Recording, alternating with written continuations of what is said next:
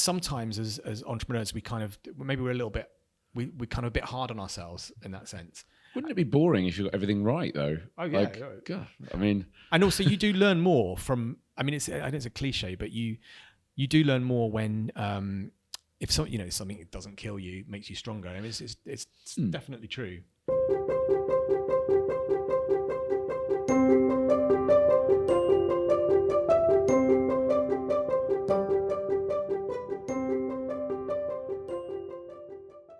Cool. So if you're listening to the podcast on an airplane, recline your seat and relax. Don't do that.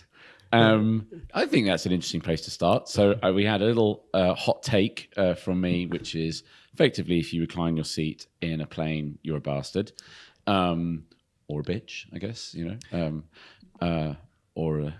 Whatever.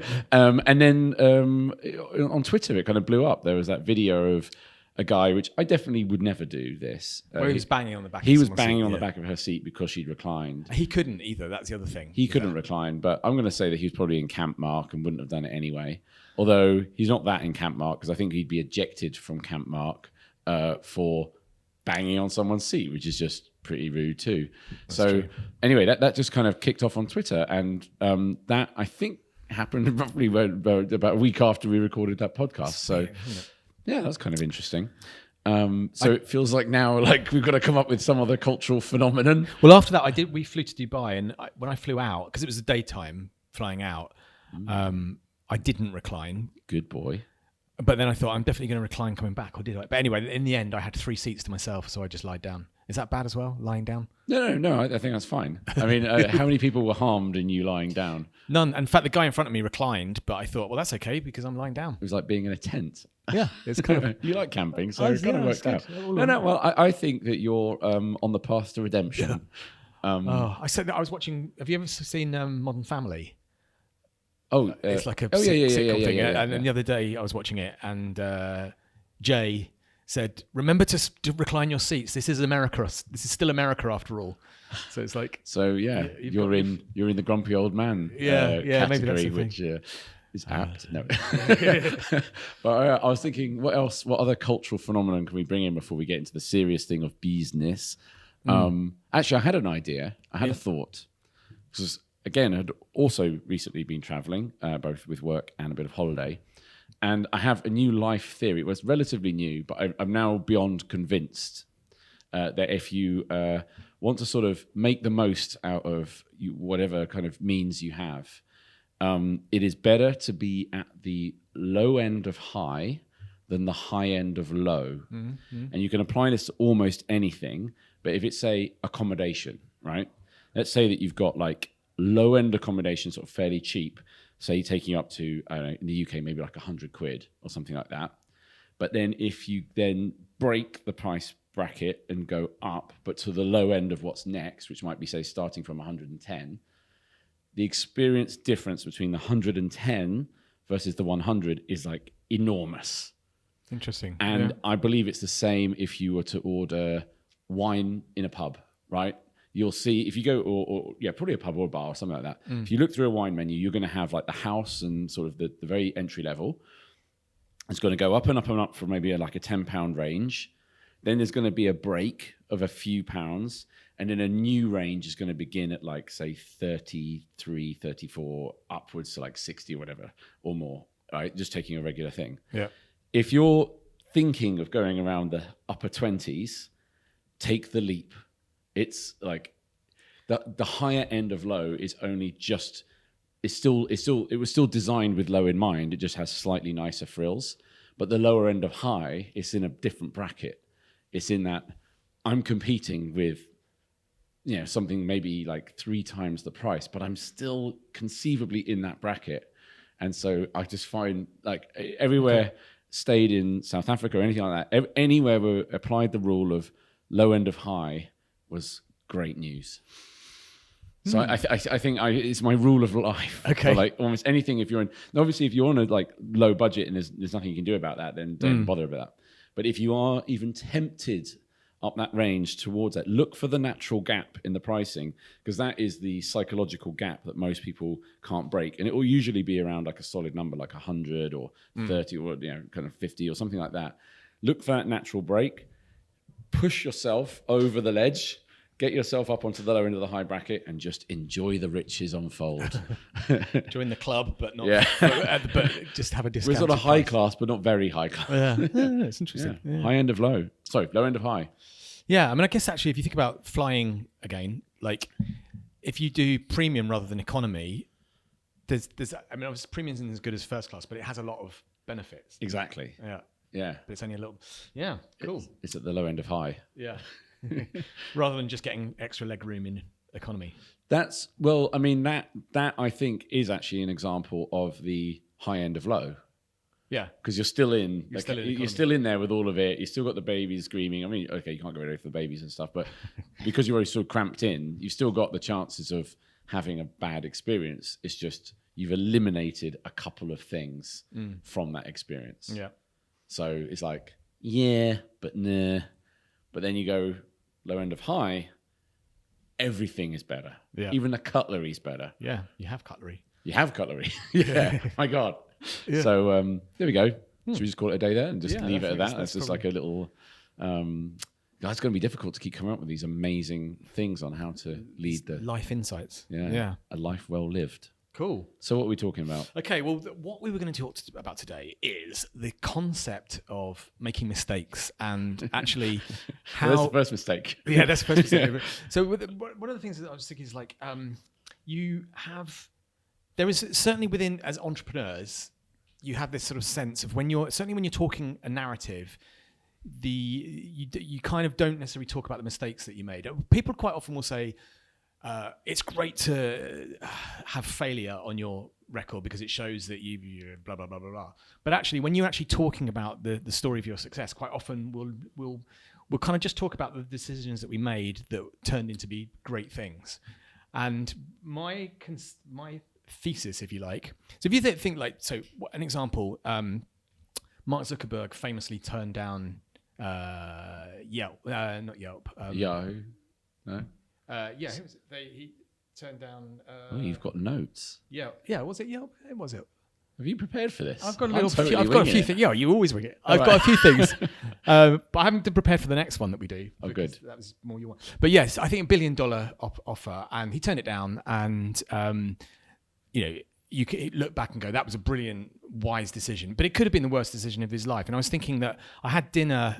It wasn't just me and him, but there's about 12 of us, with Michael Acton Smith, who was the CEO of co-founder of Mind Candy. And someone asked what his biggest regret was, and I didn't sell Mind Candy for $100 million when I got the option.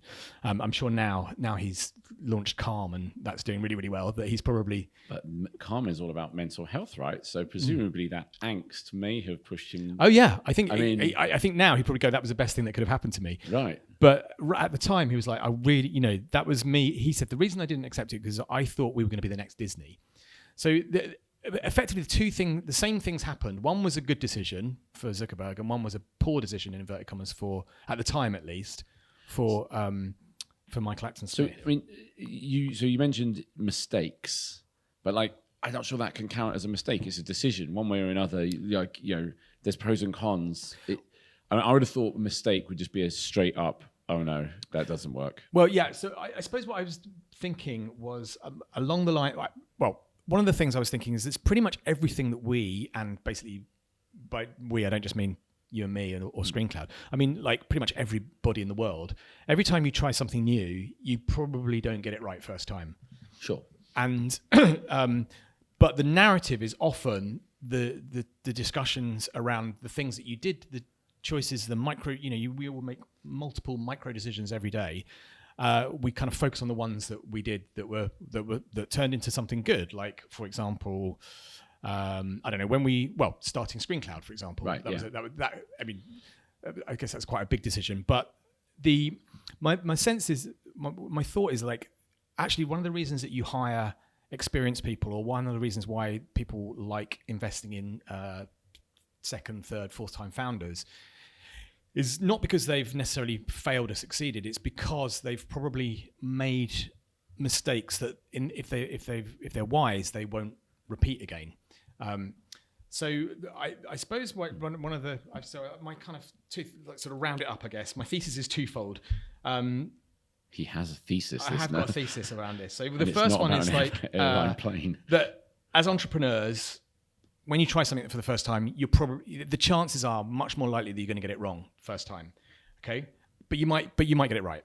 And so even the difference between a successful company and an unsuccessful company isn't that the successful company has made choices that have or decisions that haven't been mistakes or haven't made mistakes along the way, and the failed ones have all made mistakes. It's probably a bit of a balance. It's like overall the mistakes that the ones that have failed haven't been rectified quick enough before they ran out of money or whatever, whereas the successful ones have almost certainly made mistakes, but they've managed to rectify them quickly. So that's the first one. And then the second bit of that is that it's really then around how you learn from those mistakes, and how we then kind of make sure that we don't repeat them again. So I was thinking, I was just kind of thinking off the top of my head, what mistakes? The other thing actually is, as a leader, you're always kind of trying to give the impression that you're in control. Right. So actually saying we tried this thing and we made a mistake is actually quite a hard thing to do as a leader. I don't think we're too bad about it actually. But on that one, I actually don't have any problem saying that. But it depends. I suppose it depends. If someone said, "Well, that was a bit of a mistake," you might go, "Yeah, it was a mistake, but we learned from it," or you can understand why we did it, or. So I was thinking. So I just wrote down 5 things that I think that either me, myself, or we as a company. And it's really hard actually when I started to think about it, because a lot of the mistakes come down to people, and I'm not going to talk about individuals here, obviously. So first one, this just off the top of my head. So not managing our burn properly after the friends and family round. And combined with an unreasonable expectation of how quick and easy it would be to secure a seed round. And then if you think about that, that's true. And then think about what we're doing now, how much we manage our burn, and how we're thinking about how long it takes to do it. So you can see that mistake has didn't kill us, but it has made us a lot stronger. Yeah, that's true. Second one, this is me, I guess, with not understanding that share price is based on value divided by shares on a fully diluted basis. So we had this kind of thing where and I don't think our lawyers understood that either at the time. So we had this kind of really awkward thing where we were working with a new investor and we got the share price completely wrong. But, we solved that. And again, we'll never make that mistake again. Without being too specific, hiring the wrong people for the role we needed to do, and then possibly not taking quick enough action once that became apparent. And I'd say that today we're probably hyper alert to that now. Not that we want to fire people, but we want to make sure that people's onboarding experience is really good, that they're not kind of floundering, I think back in the day, we would have gone, we hired this great person and perhaps hoped that they would just naturally do a good job because of who they were. For me, my first and even possibly my second pass at a commission structure for the sales team, not that the structure was wrong, but I think there was some things around selling, the ground rules around that. And if I ever have to do a commission structure from scratch again, I will never make the same mistakes that I did. And then I guess the final one for me was the first pass at an enterprise sales pricing tier. It wasn't totally wrong, but it was, it was something that we hadn't considered add-ons, for example, that kind of thing. Okay. And my big intro there. Yeah. Still listening? I can close down my laptop. No. I'm glad you prepared. But I suppose there's a lot of different things. I mean, there's there's so many different things that are going on. There is a lot to unpack. Well, the more I think about this, it's actually, it's a really big thing, because it's partly learning from stuff, but it's partly kind of admitting that you are fallible. And it's partly about the narrative that you tell after the event, and it's also, why we are encouraged to hire super experienced people who've done the steps 2 or 3 stages down the line from where we are. I suppose I slightly disagree on the whole narrative to the world thing. I kind of almost think there's a sort of agreed contract when you tell, when someone asks you for your background story and what got you here. I think they're inferring that they want the highlights package, Yeah. not a literal kind of step by step of everything. And I think that on the whole, what the world would be sort of implying, or how I read it anyway, is like, there's that word again. I'm trying to not in the thing and not say like so much, but that's difficult, especially when you're sort of winging it. Yeah, somewhat. when you're. But is that it's like it's like spare. Okay, I'm just gonna say it. Spare me the training montage, Rocky, and just show me the knockout punch. Like, show me how you. Yeah. Like, maybe you could say, I had trained for a while and it was really, really intense. And as a result, I got much stronger and I punched out the Russian or whatever it was, right? I kind of feel that most people expect that there's a degree of practice and trial and error going on in the background. And that unless they really want the warts and all, you can kind of skip over it and maybe only highlight where you took sort of serious deviations.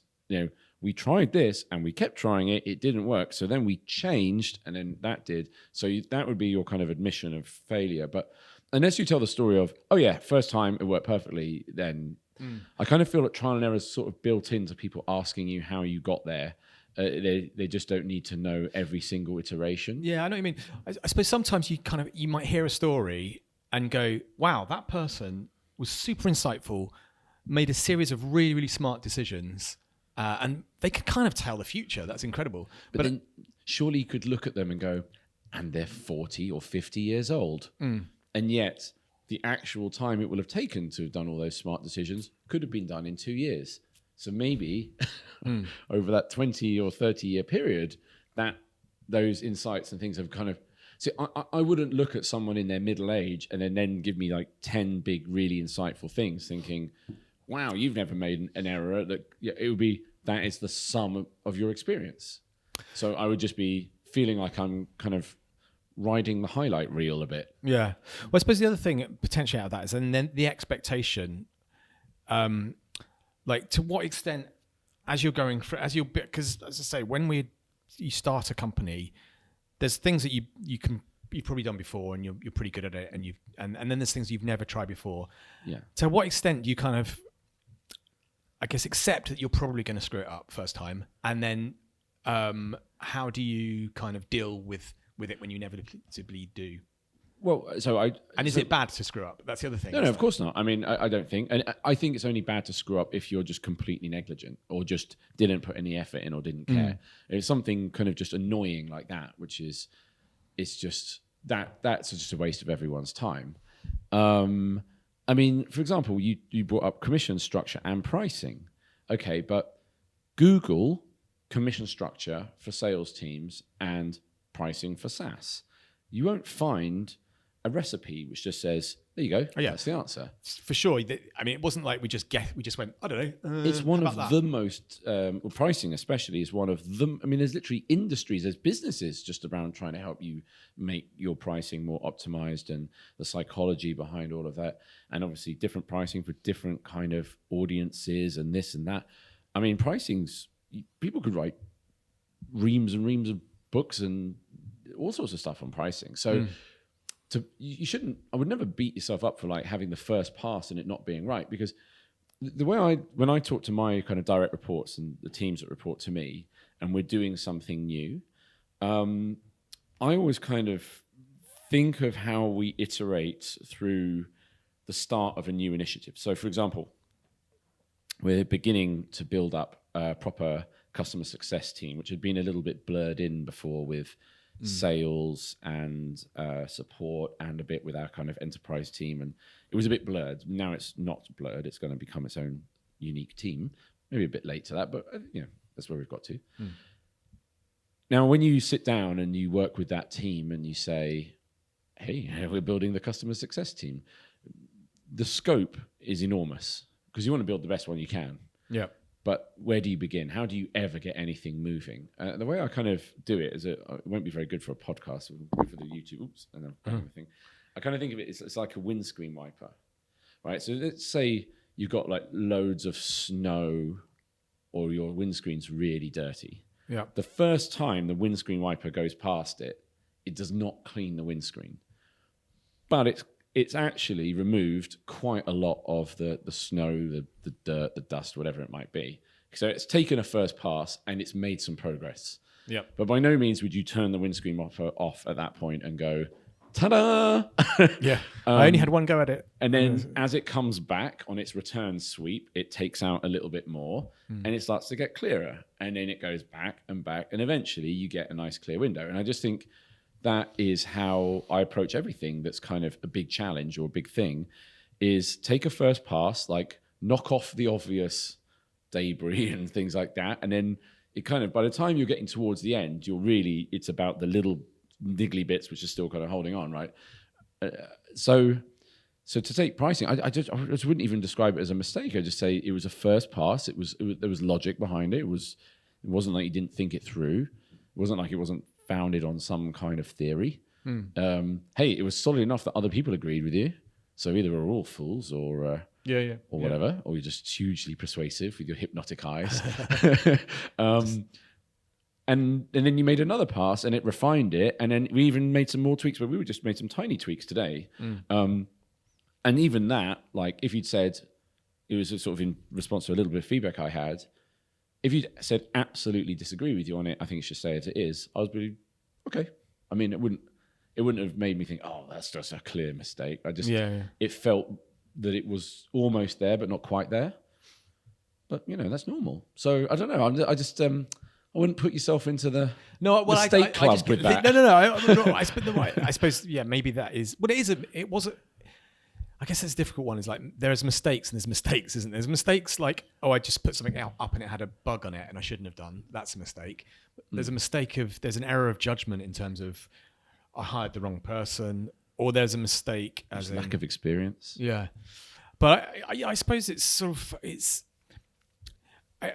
I think for me the main thing was this notion that sometimes people talk about failure a lot, but at the same time as I say, you kind of the narrative is often a series of great choices that someone made over a period of time. I accept that it's an edited version, but I also think that the danger of that, if you're a kind of first-time entrepreneur, is that you think that you can't make mistakes. When in reality, I think the reality is that almost certainly, if you try something for the first time, so the first time you do your go-to-market strategy, the first time you speak to an investor, the first time you pretty much do everything, it's unlikely. It's a bit like the first time you get on a skateboard. You might do well. You might kind of be able to go down the road, but you're probably going to be better, like the windscreen wiper. It's going to be better the second, third, fourth, fifth time. Yeah. And I think, I think sometimes as entrepreneurs, maybe we're a little bit, we're kind of a bit hard on ourselves in that sense. Wouldn't it be boring if you got everything right, though? Oh, yeah. God, I mean... And also, you do learn more from... I mean, I know it's a cliche, but you do learn more when... if something doesn't kill you, makes you stronger. I mean, it's definitely true.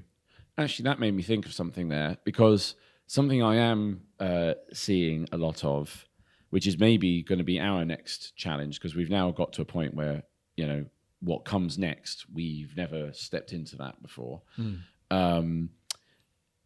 Is a common mistake, apparently, is the belief that what got you there, and if that is founded on quite a lot of experience in itself and a bit of trial and error itself, you may think you've now cracked it.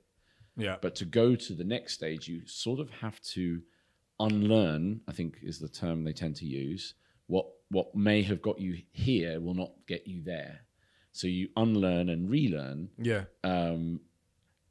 I remember this at school happening, where particularly in science, where you would go like from your, I don't know, like a kind of fairly basic chemistry class, and then the next year, the teacher, well, often my teacher would often say, okay, so what you learned last year about how this works isn't really true.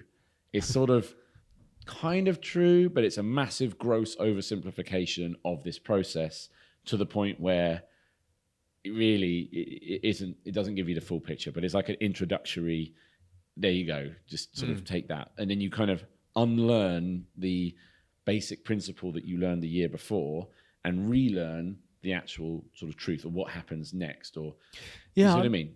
I wonder. I'm trying to think. I'm trying to think of it, how that might have happened to us already. Like, is there something? I'm trying to think of an example. Is there something that we?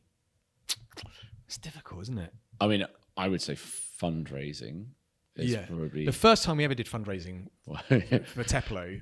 Yeah, like we were clueless about how you go about it basically, and how it was even structured. But we did actually do it. We sort of succeeded technically in terms of what we aimed to get. We sort of got.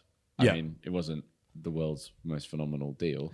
We were also kind of following the advice of someone who wasn't in a position to be able to give way too certain they knew what the score was. And again, there was a good example of unlearning, because if much as I dislike that person because he's very arrogant and actually just wrong, but I will give him the benefit of the doubt that the advice that he was laying on thick as the fait accompli of how you do investment was probably true circa 1985, which I think is roughly when his light was shining brightest. Yeah. And, transposing that into whatever it was, 2010, 2013 or something like that, it was ridiculous.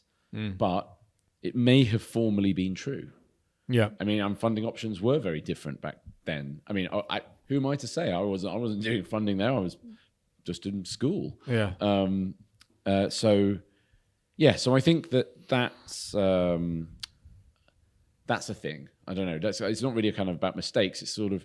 It's taking things which actually maybe will be true, and then saying, actually, I've got to now block that off from my sort of muscle memory, if you like, and then learn the more sophisticated version of this. So it's not to say that it's completely nonsense, but it doesn't take you to that next stage. Yeah, I suppose a simple one that I can think of is when we were at the agency, you and me did all the selling, and we did it by every deal was like a creative endeavor.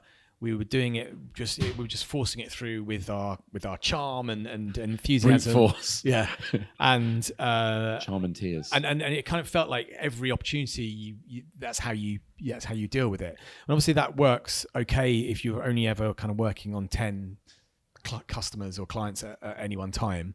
But obviously it doesn't scale at all. Yeah. And so actually moving from that kind of it's just about personality. It's about people will believe us because we're believable and we've sold before, which is exactly what the beginning of ScreenCloud. It's true, and it works. And it worked, yeah.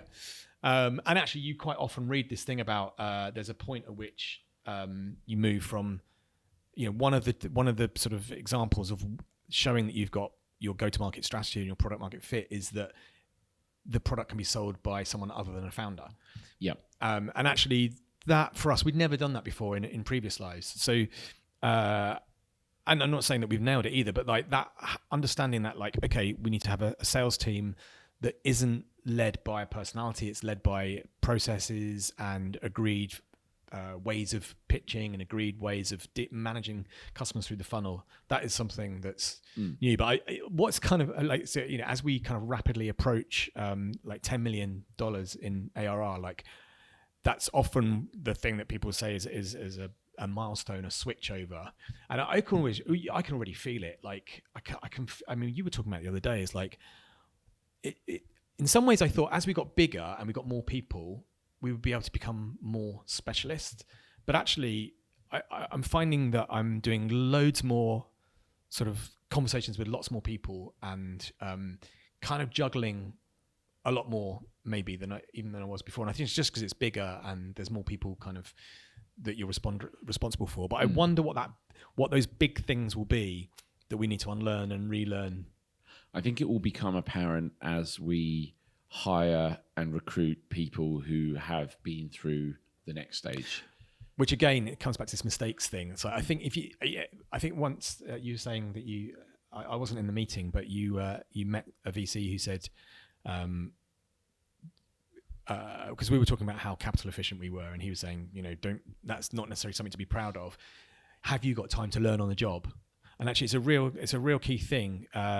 In fact, even on Facebook yesterday, someone in the London tech thing I was looking at, someone was going, why do VC-backed companies hire such expensive people? Why are they doing that? And for me, it's basically because you want to hire someone who's made those mistakes before, and that doesn't have to make those mistakes on your dime, and that's worth quite a lot of money, and it gets you there quicker. And yeah, and I saw that actually, that person will think that you're wrong, right? Because they are thinking this is overpriced, and it may well be, but what I think it was a guy who asked you this, he wouldn't understand, or necessarily because he's asking the question in the first place, or he could just be sort of trying to create some kind of reaction. And to a degree, there is some truth to what he's saying about like overpricing things and stuff. But what he wouldn't realize is there is a point where the economics of a company which is growing very, very quickly, where the addition of that extra person for that extra bit of money, the impact that they would have by not coming in and being slow to do it, would drown out the extra amount that the sort of the delta of what you've sort of hired them versus what maybe the market rate would have been. Yeah, it will just vastly kill that off. So what sometimes looks like overpricing actually is probably one of the cheapest things you could do. You see it in a lot of industries which have to move. I mean, again, I look at, say, sport, for example. Often when people sign a player and the world is literally, oh my God, that's expensive. Yeah. But then done well, when that player has massive impact into that team, lists other team members, helps recruit, whatever it might be, turns up in those key kind of moments, you look back and it looks like a bargain. You kind of think, wow, how did I ever think that was expensive? When you go on, if it all works out, right? If it doesn't, then yes, you get egg on your face and you're overpaid and all this sort of thing. And I think like hiring expensive recruits in there, it's not to show off how much money you can raise from a VC. Yeah. And we know, I don't know millions of VCs, but I haven't actually met many VCs which are kind of willfully want you to waste money. Yeah. It's not really. They're actually normally quite strict about, why are we doing it? They tend to ask tough questions, not just say, hey, yeah, go for it. I don't know. Maybe we haven't No, I think you're right. swum in those waters. Yeah, exactly. I think that, one of the things that I've just remembered that the cliche is that you should hire your VP of sales. One of the things people say is hire your VP of sales quickly, because the first VP of sales you hire will be a mistake, and then you'll know how to hire a proper one. So it comes it's like learning from those. And then we've been mistakes. through that a bit as well, So I don't know. Like I just, it's certainly interesting. I don't think either publicly. I mean, we make a podcast where we talk about things that go wrong. I mean, I think we're quite open about. Like, not everything goes right. I mean, example, I just gave earlier, I'm building a customer success team. I've never done it before. I am going to back myself that my first version team is going to be okay. Maybe even quite good. I might go for a quite good. Is it going to be? No. It's not going to be world class. How could it be? Yeah. But compared to what we've got now, which is sort of a hybrid between several teams, it will be a step up. Or unless what we implement is just genuinely wrong. But I've been on the receiving end of customer success teams for quite a lot of my life. So I've got a fairly strong opinion about what the good ones do and what the bad ones do, if they do it at all. And so I'm completely behind how I'm going to get this done to a point. Yeah. And then someone who genuinely knows their stuff will come in and probably tear the whole thing up and do it again. But would they even come in with it not existing at all? So, yeah, I mean, and we're working with Seth at the moment, who's helping us on our sales things, and it's what's been super valuable from him is him saying things like, "I've seen that before and it doesn't work." Yep. And you're like, that is useful. That's super useful, because it's like what he's effectively saying is, I tried that a couple of times and it was a mistake, and I'm never going to do that again. Maybe not quite as overtly as that, but it's effectively like, I've seen that before. It didn't work for the following reasons. You're like, okay, I am really glad that you've seen that before and you've already worked out that it doesn't work, because then I don't have to try it. Yeah, happy to eliminate the thing. And I think that's what a good VC gives you. Like, that's where the value a good VC will bring, is because you may come up with completely understandable, completely reasonable sort of hypothesis for why something will work. But when you've got pattern recognition in front of you, you could say, yeah, theoretically that could, but I've never really seen it happen like that. I mean, a great example is things like kind of, too early taking on resellers and partners, right? Which I'm definitely super guilty of in the past, kind of.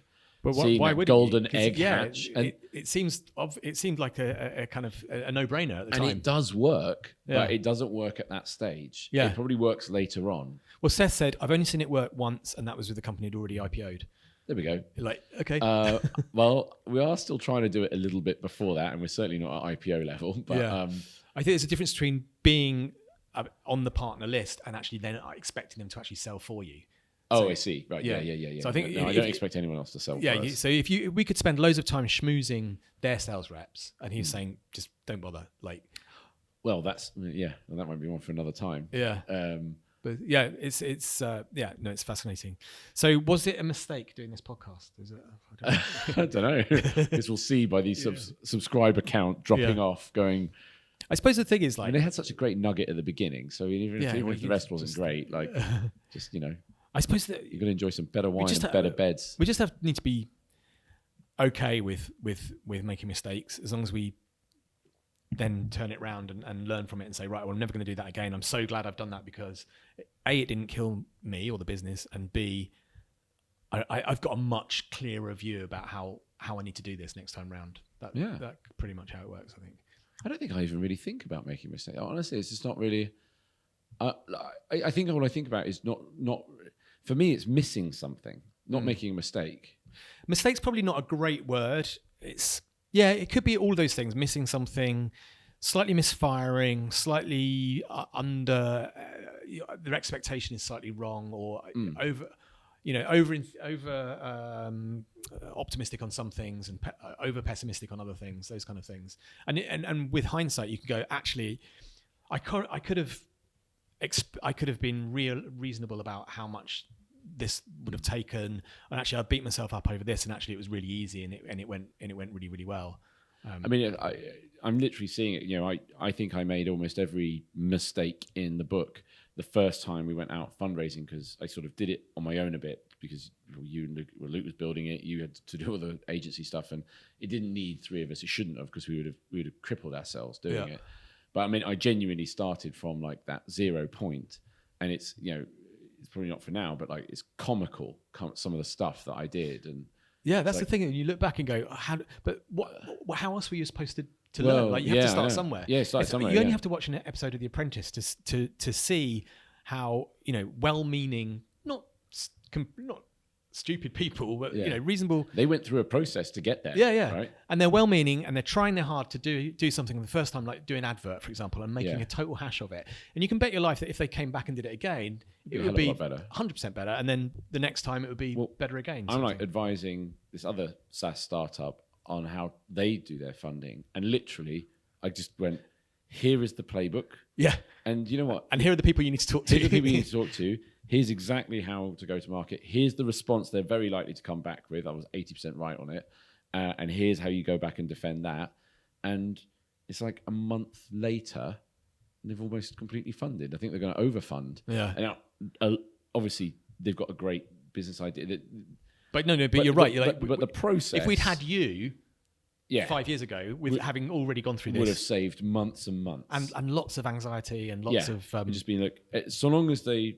I think the other key is you've got to trust the person giving you that advice, because sometimes it's counterintuitive, especially in the game of raising money, which is very much a game. Anyway, that's probably one for another time. But it's it has been quite satisfying being able to completely, on a separate thing, which I sort of nothing particularly to do with, just apply my learning and just go, I really, really think I know this game now. And then just see it go, yeah, exactly as predicted. That's it's experience. Mad, it is crazy. Yeah. Well, you heard it here first, folks. I think we've probably done a little bit longer than we thought, but another mistake. But yeah. Enjoy your low end of high. Until next time.